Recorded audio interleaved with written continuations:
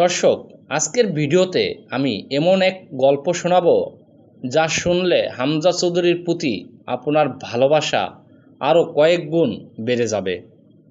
Sheffield ইউনাইটেডের হয়ে খেলেন হামজা চৌধুরী। প্রতি সপ্তাহে তার আয় প্রায় 50,000 পাউন্ড, মানে বাংলাদেশের টাকায় প্রায় 80 লক্ষ টাকা।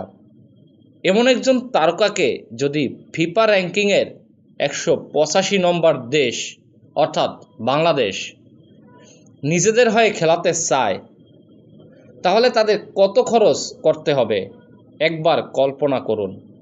কিন্তু হামজা এলেন কোনো দাবি ছাড়াই। বাংলাদেশে এসে অনুশীলন করলেন, তারপর গেলেন ভারত সফরে। দেশের জার্সি গায়ে চাপিয়ে মাঠে খেলেও ফেললেন।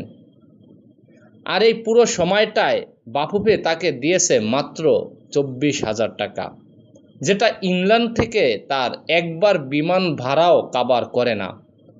ফিরতি টিকিটের খরচ তো দূরের কথা, এটা কি কল্পনাও করা যায়? সপ্তাহে 80 লাখ টাকা আয় করা এক ফুটবলার মাত্র 24,000 টাকার লোভে বাংলাদেশে এলেন? না, তিনি কোনো টাকার জন্য আসেনি। তিনি এসেছে দেশের পতাকার জন্য, দেশের মানুষের ভালোবাসার জন্য। নিজের পকেটের টাকা খরচ করে দেশের নাম তুলে ধরতে।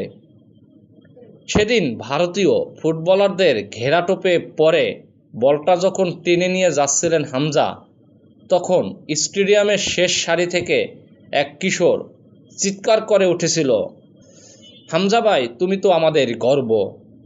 আর সেই চিৎকারের দাম, সেটা তো শত শত ডলারের চেয়েও অনেক বেশি।